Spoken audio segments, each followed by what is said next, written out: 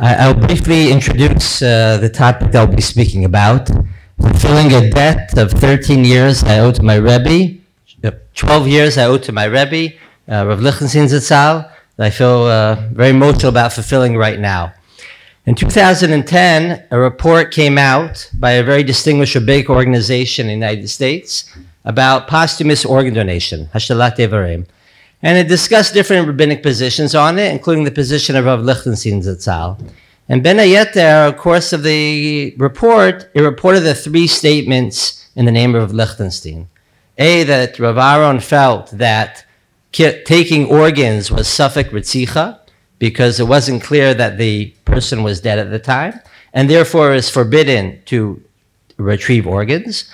B, that in a case that happened in the yeshiva, when I was there with Yoni Jezer, Zichron Lebracha, was murdered in a terrorist attack, that he hadn't actually told the family they could do it, but they sort of did it, and he gave a little bit of a gushpanka afterwards. And C, that Rav Lichtenstein didn't feel there was a problem of telling people that you could receive organs but couldn't donate. So was the report, and the report created a big of a stir in the United States, to put it mildly. And a month later, I went to speak to Rav Lichtenstein about it, because although some students thought this was accurate, that was not my impression from Rav Aaron of what he felt on the issue. So it was a Friday night in Alon Shvut, and it was after davening. I was at the time already a Rebbe in Yeshivat HaKotel, and I went to Rav Lichtenstein. I said to him, this is the report. Is this your position, particularly about the issue about taking but not giving? And Rav Aaron said back to me, I think that position is deeply problematic, both halachically and ethically. Those were his words, halachically and ethically. So I said to him, well, Rebbe, this is what was said in your name. He said, I never said such a thing. Show me the report. So it was Leil Shabbat. It took me about 7 minutes after Shabbat to write him an email. I sent him the report. The next afternoon, I get a phone call from the yeshiva. Rav Lichtenstein wants to see X, Y, and Z. I sent him more information. And finally I reached him. I said to him, Ravon, you got to write something about this. And he said to me, no, it's a big to-do. I said, Ravon, you got to write something about this. And for the next 2 years, about once every 3 months, I would call Rav Lichtenstein up and say, hi, Rebbe, how are you? Are you writing something about this? And I would send Dov Carroll. I see Judah Goldberg I sent along, Deborah Berkowitz, Reuven Ziegler. I was nudging everyone I knew in Alon Shvut to get Rav Aaron to write about it. And at one point, like a year in, he goes to me, I read something recently, this was his words, it whet my appetite on the topic again. This was his words, it whet my appetite. Okay, but Rav Aaron, he was busy and he was getting a little bit sick and whatever it might be. And then one afternoon in 2013, I get an email from Reuven Ziegler, who's here. It was also CC'd to Dr. Alan Jotkiewicz, so I didn't know at the time. And here it was. And Reuven said, Rav Aaron wants you to take this essay and do something with it. So I didn't know Alan at the time. I wrote him, hi, how are you? And it was more or less complete, but wasn't totally full. And we tried to reach Rav Lichtenstein to do something with it. He was getting sick, and unfortunately, he passed away. And it was sitting on an email for a bunch of years. In 2021, I took over the organization then known as the Halachic Organ Donor Society. And I called up the family and said, listen, there's gold in this material. There's a unique position of Rav Lichtenstein in it. And please God, we're now at the point where we hope to publish it soon. And I'm pleased to ask Dr. Jotkiewicz to introduce the unique contributions of Rav Lichtenstein on this topic. I'm going to be careful about the time. I have a habit to do that. Thank you. Thank you, Rav Shirlo. Thank you, Shlomo, Rav Sabato. I'm not sure he's here anymore. But, and the organizers for the opportunity to speak to this distinguished audience. I'd like to start with 3 brief introductory remarks.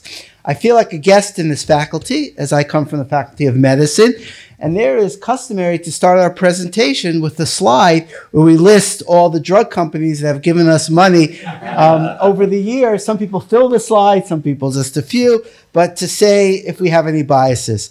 But today I have to report a different kind of bias. Like many of the people, as Rabbi Halfkaf pointed out, sitting here, I was a student of Rav for many years. Not only did I learn most of the Torah from him, but perhaps most importantly, I learned by his personal example how to become a morally sensitive and empathic human being, skills that I use every day in the hospital, classroom, and at home. When I was young, I was in awe of him, as like many people here, but as I got older, I learned to love him. So by definition, my presentation is biased. Second, this wasn't the presentation I originally submitted to the organizing committee. I originally submitted a paper on Rav Lichtenstein as an educator because I thought everything gets lost, all his philosophy, his hashkafa, but what he did was teach Torah, and I thought we needed to talk about that, what methodology he used, what he was innovative in that. I cared a lot about it, but they thought differently, correctly they thought, and they asked me to speak about that topic. I will speak about that topic at the World Congress if anyone's interested. And third, as Rav Lichtenstein himself noted many times, his primary focus was not psak. And in particular, medical ethics was not a field he dedicated a lot of time to. But nonetheless, the main message from the essay he wrote on brain death and organ donation are central pillars of his halakhic and ethical thinking, and thus an excellent introduction to this conference. In his own words, from the cover letter he wrote introducing the essay, at the core of my criticism is a point alluded to in the title of my response. He entitled his essay, which we hopefully plan to publish, שלמה and I, Tears of the Afflicted, a request to elucidate and constantly to expand and deepen awareness of the existential and human aspect of giving a halachic ruling. So with this small window, that's what he was interested in talking about in the essay, and I think that refers to a lot of his work. Now to the main topic of the paper. Rav Lichtenstein's essay on organ donation, as opposed to prior poskin, which exclusively focused on the question of resicha as it relates to the donor. If one does not accept brain death, then by removing the heart, you are committing an act of murder. And even if you think it is suffix, you risk killing a person who might be alive, which is not allowed. One might state that in case of uncertainty, it is better to take the approach of shave v'al taseh. Such an approach, Rav Lichtenstein argues, may be approached in other areas where no harm is done by not acting. A person who chooses to not eat a piece of meat which might not be kosher generally causes no harm. In the case of brainstem death, however, acting cautiously will lead to people dying. Inaction comes at the grave cost of not saving someone's life. Perhaps the person is in fact dead under halachic criteria, and therefore one would have the opportunity of saving lives through organ donation, fulfilling the great mitzvah of pikuach nefesh. In this respect, then, as Rav Lichtenstein writes, the debate is not equivalent, say, the question of whether a giving electric razor is permissible. No one dies from getting a bad shave. If we get this issue wrong, however, we have failed in doing our duty to save lives. That is to say, we need to see the question of resicha as it also relates to the potential recipient. By not allowing for post-humanist organ donation, you are causing someone else to die while waiting for an organ. Rav Lichtenstein even compares this to the Gemara's dissection of Mesamsem in Sanhedrin, noting that the prevention of escape from mortal danger, being a boiling cauldron or engulfing waves, is classified halachically as a mode of murder. Our dilemma, as he put it, is confronted by two scenarios of variegated murder. Although this is not the right forum for detailed halachic analysis, this is far from the obvious conclusion. The Gemara in Sanhedrin is discussing the case of someone who directly or indirectly causes potentially life-saving medicine to be withheld from a patient, and that person is possibly a murderer. In Rav Lichtenstein's extrapolation to the case of organ donation, who is the potential murderer? The Rav who refuses to give a heter to allow for the transplant because he deems the donor is still alive? Or the surgeon who refuses to do the transplant because the patient might be alive? That seems a far stretch from the sugya in Sanhedrin.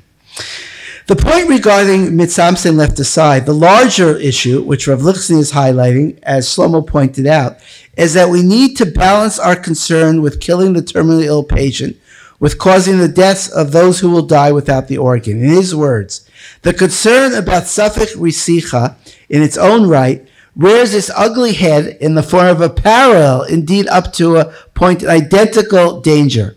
Prevention of escape from mortal danger, be it by a burning cauldron or engulfing waves, is classified as a mode of murder. In the case of organ donation, the argument in favor of leaving the door open is strong, with the array of several hours of marginal life pitted against several decades of vibrant creative existence. So Rav Lichtenstein changed the focus, not only looking from the question of suffix resicha related to the dying patient, but also relating to the patient in need of an organ transplant. That was his halachic move. This brings us to a much larger critique of the RCA paper, primarily focusing on the ethical gaps. In this respect, the critique is less halachic and more moral and educational. One might state that we can create a policy in which Jews may receive organs but not donate organs. This, in practice, is the result of the positions taken by many cited in the committee's paper. As a matter of policy, Rav Lichtenstein found this position to be deeply undesirable, and the casual acceptance of such a policy as marred by self-centered insolence. Yes, it is possible that on an ad hoc basis we would not say that a person who needs an organ should refuse it, even if halacha does not accept the brainstem death criteria. In such a case, the value of saving lives would override the fact that the organ was retrieved through disputable means. As a matter of long-term general policy, however, Rav Lichtenstein found this position, his words, the question of asymmetry in receiving or refusing to give, to be untenable because it was self-centered.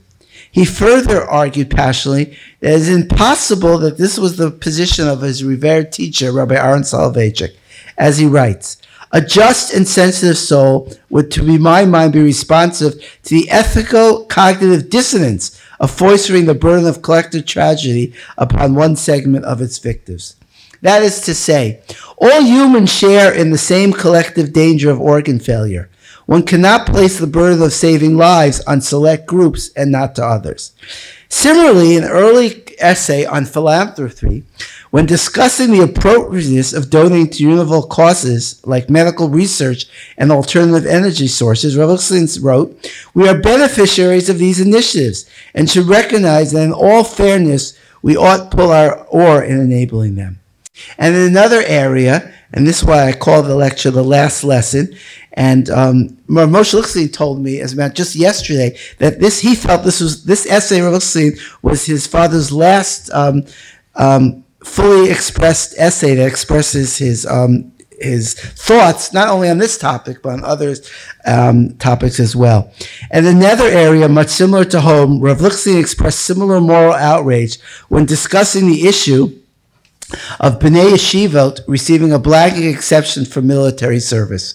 In his words, in determining whether and when the study of Torah should be set inside of a mitzvah, the Efshar lasot ayidei acherim, the extent to which it can realize by others, is a crucial factor. However, that possibility should evidently be real and not merely theoretical, and assessing it, their readiness to take up the slack should presumably be considered. It is by no means certain that I may compel others, directly or indirectly, to assume my share of a common task so that I may learn more. Further, the problem requires a wholly different dimension when what at stake is not just the distribution of time and effort, but the possibility of danger. And this element is unfortunately present even in time of peace, and Chalvatomer in times of war. Once again, the moral impropriety of allowing others to utilize their bodies by not ours is central to his moral thinking. Yet the main moral issue which bothers Rav Lichtenstein is not parasitism, but the fact that the paper did not, to his mind, capture the human aspect of organ donation. Lives are at stake, and we need to be sensitive to the cries who those lives are on the line, the tears of afflicted, as he writes. I cite this issue as typifying what troubles me most about the RCA paper. It has much to commend, serving as a useful, instructive compendium, illustrating modes of proof in halachic thought, and perhaps in juristic thought. Generally, it helps to understand various arguments and their modality, basis, and merits. It sharpens our insight into the thrust of what the text states and what it could have said and refraining from contending. However, here lies the rub. This methodological direction could just as well have dealt with electric shavers. We miss here the equivalence of damot ha'ashikim, the tears of the afflicted, ascribed in a favorite midrash to the tragic fate of mamzerim, bearing in their identity the burden of socially purgatory yet personally awful status, the excruciating cry of those to whom we are possibly denying sukkar. In this respect, Rav Aaron's local essay on brain death is perhaps the last installment in his lifelong concern and contemplation of the role of humanism in a religious Weltanschauung. In 1966, a long time ago, Yeshiva University launched its Rogerson Center for Ethics and Human Values, where young Rav Lichtenstein was a research fellow. In this capacity, he wrote a number of essays, which were published for various reasons only 50 years later, collected in the book, Halacha and Human Values, yes, edited by maybe some of the people here. In the first essay, Rav Lichtenstein chose to write about a famous response of the Ramah, where he allowed the wedding of an orphan bride to take place on Shabbat, against the apparent rabbinic decree forbidding weddings on Shabbat, for fear the wedding would be canceled and the girl would never get married. The actual response to him was less of a concern for Rav Lichtenstein. What primarily concerned him was the length to which the Ramah went to protect the dignity of the orphan girl and to ensure that the wedding would proceed. As Rav Lichtenstein writes about the Ramah, he was simply an honest and compassionate man who thought a halachic decision often entails, in the Hegelian sense of tragedy, who knew well that if in the popular Yiddish phrase, es ish swears as a Yid, it is difficult to be a Jew, it is far more difficult to be a posek. And I think that clearly applies to what Rav Lichtenstein was going through when he wrote his essay on organ donation. Rav Lichtenstein used this response of the Ramah as a starting point for a wide-ranging discussion on the relation of Judaism and humanism, using a startling array of Jewish and secular sources. I think many people in the conference are going to speak about this. He makes 2 main points in his essay. He begins by arguing that Judaism is intimately concerned with man's modern welfare, and this is the basis of halacha's preoccupation and chesed. And secondly, he argues that human needs should play a significant role in halachic decision-making, and he differentiates in the essay between psak and psicha. And I'll do this quickly. Psak refers to codification, the formation of laws pertinent to a given area. As such, it is essentially the concluding phase of the learning process proper. Psika, by contrast, denotes implementation. It perceives the application that has already been forged in the crucible of the learning experience to a particular situation. It does not entail the definite postulation of the law, but rather the concurrent and coordinate means of all aspects. Its venue is publicly the Beit Din, or privately the meeting of the acquirer and the respondent. It does not necessarily demand of the posek that he take a stand or break fresh ground. A challenge lies in the need to harness knowledge and responsibility at the interface of reality and halacha. He went on to argue that modern poskim do not use these halachic mandate dispositions frequently enough to solve tragic situations, and this reluctance is bad halacha. He talks a lot about kavod abrios as an example in that essay. Rav Lichtenstein showed, and this is the introduction to this whole session, showed his concern for human needs in other contexts as well, such as the question of artificial insemination for a single woman. Many poskim have looked askance about primarily because of the uncomfortableness with a single woman raising a child alone and the perceived threat to the traditional Jewish family. And now Rav Lichtenstein was asked this question. An older single woman, about 41-year-old, is requesting permission to receive sperm donation from a non-Jewish man in order to become mother. Is it permissible to allow her? And this is her answer, quoted by Rev David from Tzfat. We are not eager for a situation where a child grows up without a father, but we cannot see her tears and remain silent. Therefore, since there is no prohibition here, she is permitted to receive sperm donation from a non-Jewish man, and the doctor will inject it and be done for a married couple. In deciding a halachic question, one can never forget the tears of the petitioner. And this is what he felt was lacking in the RCA report. My main criticism applied in the title of the article, a request for clarity, and from that to expand and deepen awareness of the existential and human aspects of the ruling. There is a question of balance here, which also adds weight and values with critical issues, and what is more than pikuach nefesh. This failure to detail the cost of a stringent position, Rav Lichtenstein article, is reflective of a lack of balance. Now, Rav Lichtenstein would be the first to argue there are times when halacha simply doesn't allow some behavior despite the human cost. The human dimension cannot always be the swaying factor. As he writes in the same essay, the notion that wherever there's a rabbinic will, there's a rabbinic way is insulting to the world of halachic masters and tenuous to halachic proper. This is a theme which he emphasized in many examples. We have no right to demand of a posek almost a matter of personal moral right, the most comforting answer. Yet whatever the outcome is critical, the human dimensions must always remain in his considerations. What do we expect of a posek is that he walked the extra mile, whatever may be for him. And then and I don't have time for now, but I'm sure I've known, this becomes a theme in his essay on abortion as well. And now just to conclude.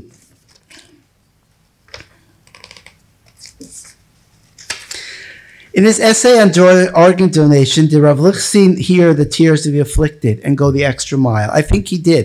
His innovative use of the halachic principle of mitzamsein created a parallel suffix resicha as it relates to the suffering patient awaiting a transplant and opened the door for the posek to allow for organ donation.